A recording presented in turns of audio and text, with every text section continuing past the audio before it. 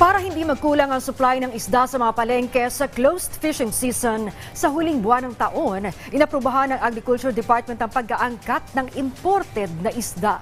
Pero may agam-agam dito ang ilang grupo ng mangingisda.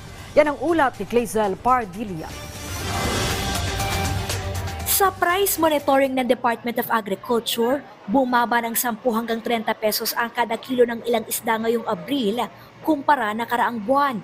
Ayon sa Bureau of Fisheries and Aquatic Resources, sagana ang supply ngayon ng isda dahil mainit ang panahon. Kaya para tiyakin na stable ang presyo hanggang sa huling quarter ng taon kung kailan ipinatutupad ang closed fishing season upang bigyan daan ang pagpaparami ng isda. Inaprubahan na ng DA ang pag-aangkat ng 25,000 metriko tonelada na small pelagic fish gaya ng galunggong at makarel.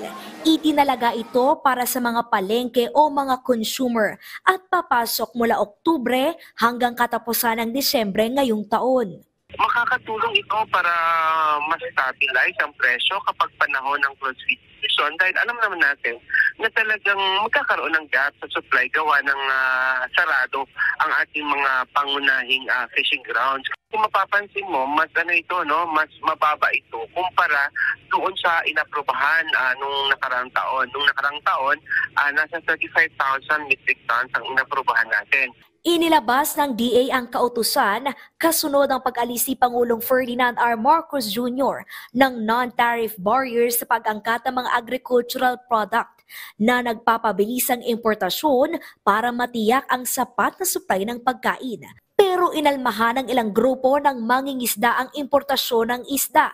Mas mura raw kasi ang mga imported na isda. Kaya pangamba nila, mahilap pababa ang presyo ng lokal na isda at tumumal ang benta na tiyak na ikalulugi ng kita. Mariing tinututulan ng pamalakaya ang plano na naman. Walang batayan para mag-import ng isda. Speculation, lang sabi nila na meron tayong kakulangan ng supply. Possible na meron tayong shortage ng supply. Dapat ang ginagawang programa na kinukulture nating isda ay malaki na. Hindi pa dapat yun ang kailangan nating buhusan ng pondo. Pero hindi raw yan nakikita ng BFAR na mangyayari, kaya gitang ahensya. Nagkakaroon ng delay sa pagdating ng mga inangkat nating isda. Gawa ng huli na ilalabas natin yung yung CNI, yung pagbiyahe ng mga inaangkat na isda ay nagkakaroon tayo ng issue.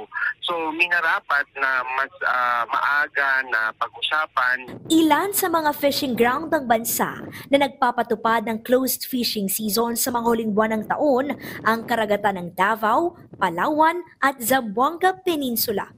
Clazel Pardilla para sa Pambansang TV sa Bagong Pilipinas.